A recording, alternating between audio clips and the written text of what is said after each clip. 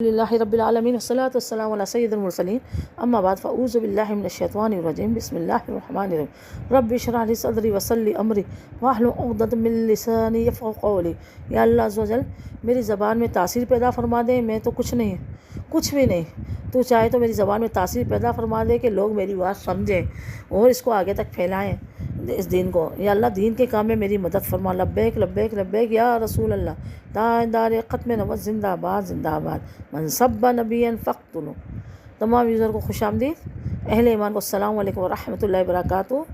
ماہ رمضان کا عظمت والا، رحمتوں والا، بلندیوں والا، رفتوں والا، جو ہے نعمت والا ماہ رمضان ہمارے درمیان جلوہ فکن ہے اس وقت۔ آج ابھی اس وقت 14 تو یہ 14 رمضان کی شب لگ گئی، 13 رمضان ختم ہو گئے، 14ویں رمضان کی شب لگ گئی۔ میں ملک پاکستان سے جو بیان کر رہی ہوں، تو اس وقت ہماری سورہ آل عمران چل رہی ہے، کچھ نہ کچھ رمضان کا بھی میں اس میں شیئر کرتی ہوں۔ اور اب سورہ آل عمران کا یہ پارٹ نمبر 13 ہے، 12 پارٹ آ چکے ہیں۔ پچھلے والے پارٹ میں ہم نے سود کا سنا تھا، اس میں ہم زکوٰۃ کا سنیں گے، آپ نکال لیں۔ اور اس سے پہلے ہم نے غزوات کے سنے، عیسیٰ علیہ السلام، یحییٰ علیہ السلام، مریم علیہ السلام کی پیدائش کے واقعات سنے۔ غزوہ بدر اور غزوہ احد کا بہت زیادہ تذکرہ ہے سورہ آل عمران۔ سورہ آل عمران قرآن کی تیسری سورت ہے، اور تیسرے سپارے سے شروع ہو کر چوتھے سپارے پر یہ ختم ہوتی ہے۔ اور یہ سورہ بقرہ کے بعد بہت بڑی سورت ہے، سب سے بڑی سورہ بقرہ ہے۔ سورہ بقرہ کے بھی 25-30 بیان ہیں، میرے 1 سال پہلے کیے تھے، وہ نکال لیں آپ۔ خاص کر گائے کے واقعات اس میں بڑے دلچسپ ہیں۔ بقرہ مانے میننگ گائے ہوتی ہے، تو اس میں گائے کے بڑے واقعات ہیں۔ اور آل عمران کا مطلب ہے عمران کی اولاد، یعنی بی بی مریم، حضرت عیسیٰ علیہ السلام، عمران جو ان کے نانا تھے، ان کی اولاد کا تذکرہ ہے۔ تو اب یہ آیت نمبر 180 ہے۔ 130 میں ہم نے سود کا بیان سنا، 180 میں ہم زکوٰۃ کا بیان سنیں گے۔ تو یہاں اللہ تبارک و تعالیٰ ارشاد فرما رہا ہے، جس نے بخل کیا اس چیز میں جو ہم نے اپنے فضل سے اس کو دی، تو یہ بہت برا ہے، اس کو اچھا نہ سمجھے اپنے لیے، یہ اس کے لیے بہت برا ہے۔ ان قریب وہ دیکھے گا قیامت کے دن کہ بخل اس کے گلے میں کا توق ہوگا۔ تو یہاں پر مفسرین نے، علماء کرام نے کہا ہے کہ یہاں بخل سے مراد زکوٰۃ ہے۔ اللہ تعالیٰ زکوٰۃ کے بارے میں فرما رہا ہے کہ جو اللہ کے مال میں بخل کرتا ہے، اللہ نے اسے مال دیا ہے، زکوٰۃ ادا نہیں کرتا، تو یہ جو ہے یہ مال جو ہے اس کے لیے کل بروز قیامت گلے کا توق بنا دیا جائے گا۔ یہ قرآن کی آیت ہے 180۔ اور آئیے بخاری شریف میں بھی ہے، حدیث مبارکہ ہے کہ آقا علیہ الصلوۃ والسلام کا فرمان ارشاد ہے کہ جو اپنے مال کی زکوٰۃ ادا نہیں کرتا، وہ مال اس کے لیے گنجا سانپ بنے گا، اس کو ڈسے گا۔ اور کہیں یہ ہے کہ یہ جو ہے مال جو ہے آگ کا بنا دیا جائے گا۔ کہ ایک دفعہ عائشہ صدیقہ رضی اللہ تعالیٰ عنہ کی خدمت میں خاتون آئی، اس نے سونے کے کڑے پہنے ہوئے تھے۔ پہلے سونا چاندی بہت ہوتا، آج کل تو بہت مہنگا ہو گیا ہے۔ پہلے یہ چیزیں بہت ہوتی، مویشی، کھیتی باڑی، اور سونا چاندی۔ آج کل تو نیٹ ہے، سوشل میڈیا ہے، فیشن ہے، یہ چیزیں ہیں آج کل۔ تو اب وہ میرے آقا علیہ الصلوۃ والسلام نے حضرت عائشہ سے فرمایا، عائشہ عائش اس سے پوچھو کہ یہ کیا زکوٰۃ دیتی ہے اس کی؟ تو اس نے کہا نعم، ہاں۔ میرے آقا نے فرمایا اگر نہ دیتی تو یہ کل آگ کا یہ زیور اس کا بنا دیا جاتا ہے۔ تو خاص طور میری بہنیں غور فرمائیں زکوٰۃ کے لیے، کہ جو مال سونا چاندی کو پسند تو کرتی ہیں، مال و دولت کو، لیکن زکوٰۃ نہیں نکالتی۔ تو عورت کے پاس اگر مال ہے اتنا، تو اس پر خود پر زکوٰۃ فرض ہے۔ اب اکثر عورتیں میں یوں کہتی کہ میرے واٹس ایپ گروپ بھی چل رہے ہیں نا، تو میں ان کو سمجھاتی ہوں گروپ کے اندر، یہ بھی 7 قسطوں کے اندر میں نے بیان ڈالا ہے زکوٰۃ کا واٹس ایپ گروپ پہ۔ اگر آپ کو ایڈ ہونا ہے تو آپ کمنٹ میں بتائیں، میں دنیا میں کہیں سے بھی ہے، میرے پاس امریکہ، UK، سعودی عرب، انڈیا، دمام، دبئی، سب پورے پاکستان سے خواتین ایڈ ہیں۔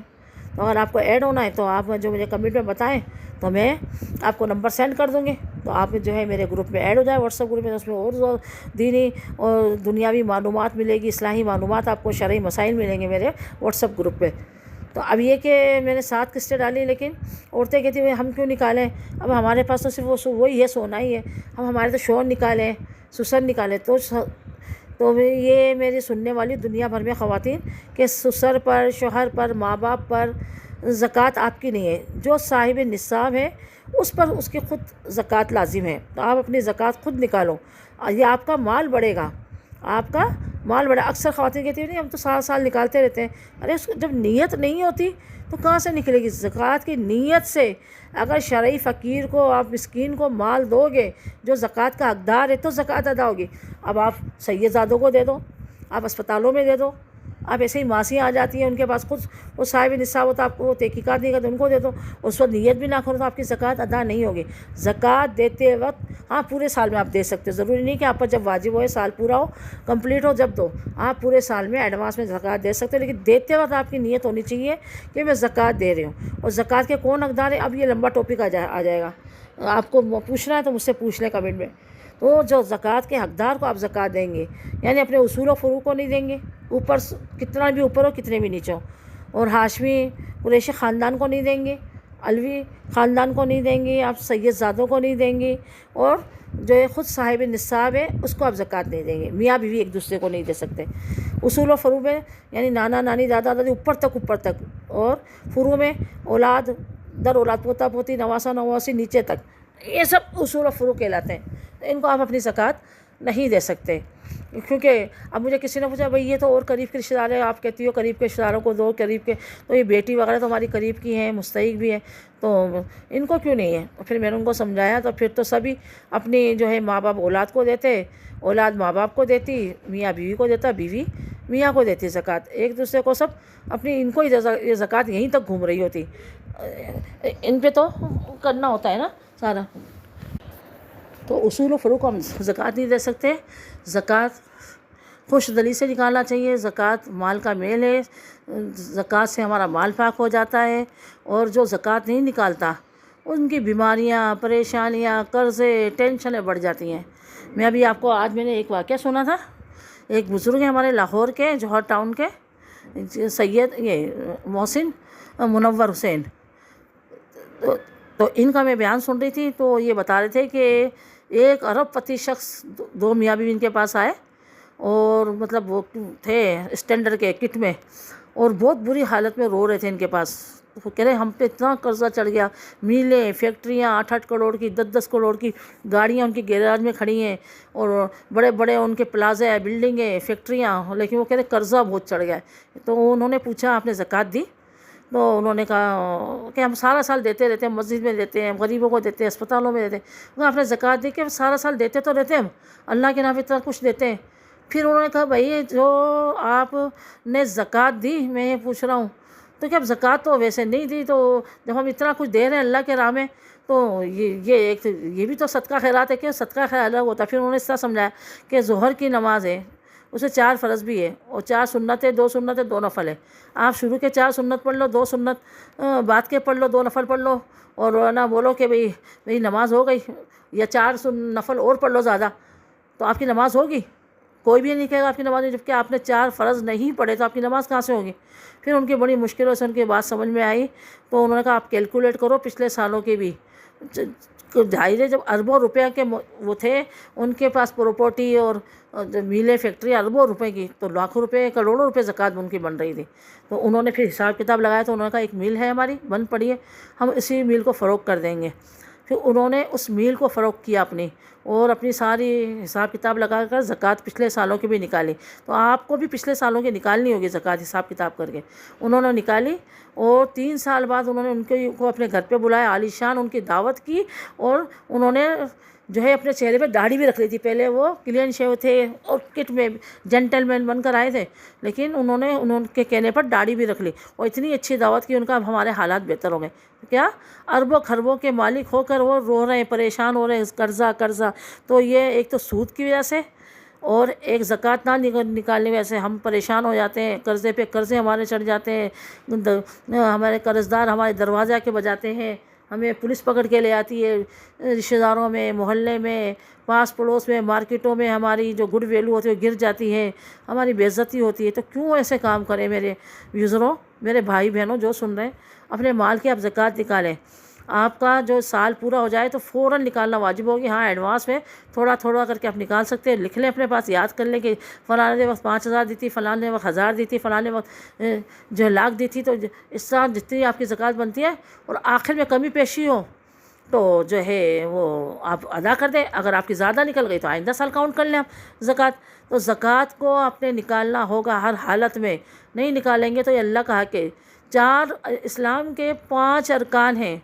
نماز، سب سے پہلے توحید، اللہ تعالیٰ پر اور اللہ کی بتائی ہوئی چیزوں پر ایمان لانا، توحید، اس کے بعد ہے نماز، پھر روزہ، پھر زکوٰۃ، پھر حج۔ یہ چیزیں آپ نے کرنی ہوگی۔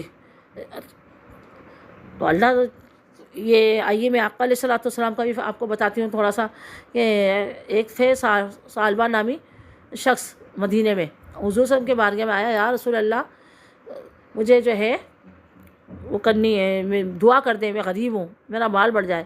میرے آقا نے پہلے صبر کی تلقین کی کہ صبر شکر سے ہو کہ نہیں، آپ دعا کریں۔ تو حضور صلی اللہ علیہ وسلم نے دعا کر دی کہ اس نے کہا میں اس کا حق ادا کروں گا، جہاد میں دوں گا، یہ کروں گا، بس آپ دعا کر دیں۔ تو حضور صلی اللہ علیہ وسلم نے دعا کی تو میرے آقا کی دعا رنگ لائی، وہ تو تھے ہی مستجاب دعا، دعا اللہ تعالیٰ ان کی قبول کرتا تھا، تو اس کا مال بڑھنا شروع ہوا۔ تو پہلے کیا مال تھا؟ کھیتی باڑیاں، زمینیں، مویشی، اونٹ، جانور ہوتے تھے تو وہ امیر سمجھا جاتا تھا، تو اس کے جانور بڑھنے لگے، اتنے بڑے، گائے، بھیڑ، بکریاں، کہ مدینے میں جگہ نہیں رہی، تو جنگل میں چلا گیا، اور جنگل میں جا کے اس میں اور کاروبار اس کا بڑھ گیا۔ پھر زکوٰۃ کا جب حکم نازل ہوا تو میرے آقا علیہ الصلوۃ والسلام نے سیدنا صدیق اکبر رضی اللہ تعالیٰ عنہ کو بھیجا کہ جاؤ ان سے زکوٰۃ لے کر آؤ، ان سے زکوٰۃ لے کر آؤ۔ تو حضور صلی اللہ علیہ وسلم نے جو ابو بکر صدیق ان کے حکم پر گئے، اس سے ثعلبہ سے کہا کہ زکوٰۃ دو، تو اس نے کہا کس بات کی، یہ کیا ہے کہ بھئی یہ حکم نازل ہوا ہے، آیت مبارکہ نازل ہوئی ہے، اپنے مال کا جو ہے 40واں حصہ دو، 2.5% زکوٰۃ دو۔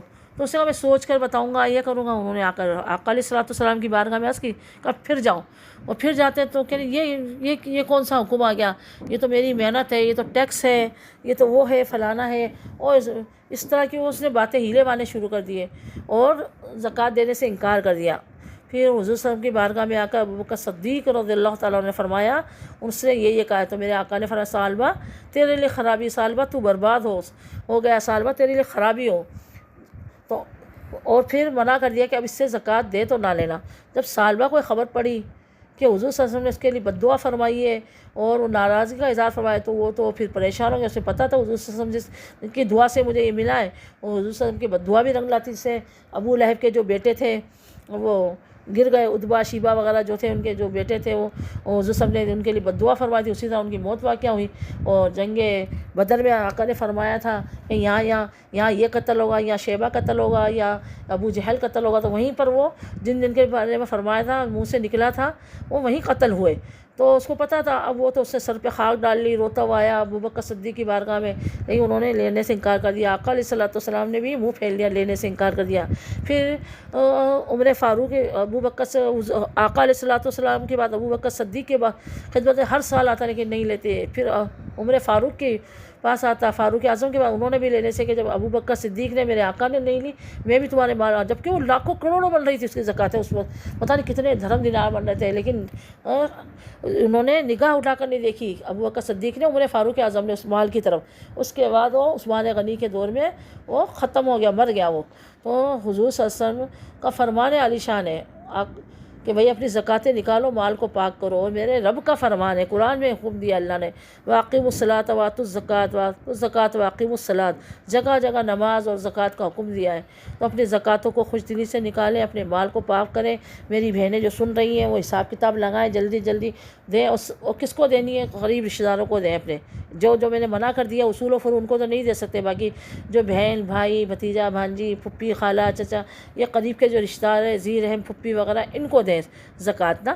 دادا دادی، نانا نانی کو نہیں دے سکتے، لیکن ان کی جو اولاد ہے، دادا دادی کی، نانا نانی کی جو اولاد ہے، جو شادی کر کے اپنے گھر بسا لیا ہے، وہ پریشان آ رہے ہیں، ان کو دیں سب سے افضل صدقہ۔ اپنی بہنوں کو دیں، اپنے بھائیوں کو دیں، اپنے بھتیجا بھانجیوں کو دیں، یہ افضل ہے۔ اور کسی صحیح سنی ادارے کو دیں، کسی غریب پڑوسیوں کو دیں، تو اس طرح آپ دیکھیں اور ان کو اپنی زکوٰۃ ادا کریں تاکہ وہ بھی رمضان اور عید خوشی خوشی گزارے اور ان کی دعائیں بھی لگیں اور آپ کا مال بڑھے۔